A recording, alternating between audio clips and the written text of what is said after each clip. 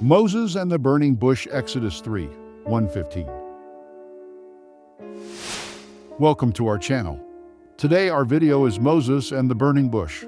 After being kicked out of Egypt and feeling alone from his Hebrew people, Moses ends up taking care of sheep for his father in Midian, right in the wilderness. While he's there, he discovers the mountain of God, which is Mount Horeb, also called Mount Sinai, Exodus 19:11. In old times, people thought the tops of mountains were where divine beings lived. At this holy mountain, Moses sees something amazing, a bush that's on fire but isn't turning to ash.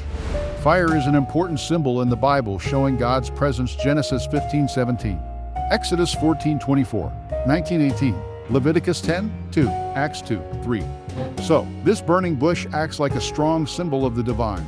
It's kind of like a window into God's presence that lets us peek in. The flame keeps burning, showing God's mercy as he comes down from his heavenly height to meet Moses where he is. At the same time, this fire shows how holy God is. It's both scary and comforting. God tells Moses to take off his sandals. This means respect for the holy ground. Taking off shoes in holy places happens in many religions today, including Islam. It shows how important the place is.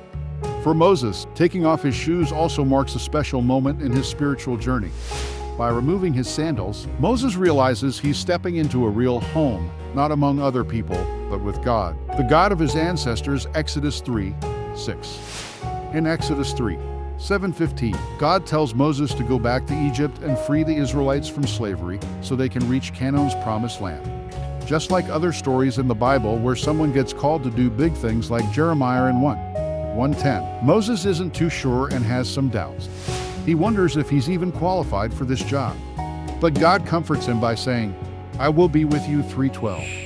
When Moses asks what God's name is, he responds with something really deep. "I am who I am." 3:14. A better way to say this would be, "I will be who I will be," coming from the Hebrew word for to be. It connects to Yahweh Ehu, a name so sacred in Jewish tradition that it isn't spoken out loud. This special name reveals and also hides something at the same time. It encourages folks to dig deeper into understanding who God is as we read on. In Exodus 20:2-6, when giving the 10 Commandments, God explains more about his name. He calls himself a jealous God, punishing but showing steadfast love, stressing both his fairness and kindness. Then in Exodus 29:46, we learn more about God's nature. He wants to live with his people, saying, "I am the Lord their God who brought them out of Egypt."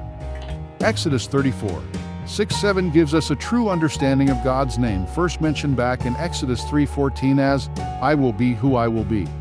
It tells us that no matter how complicated things get or what justice requires sometimes, at heart, God's essence is all about love and mercy. For more videos, please like, share, and want blessings, subscribe to our channel.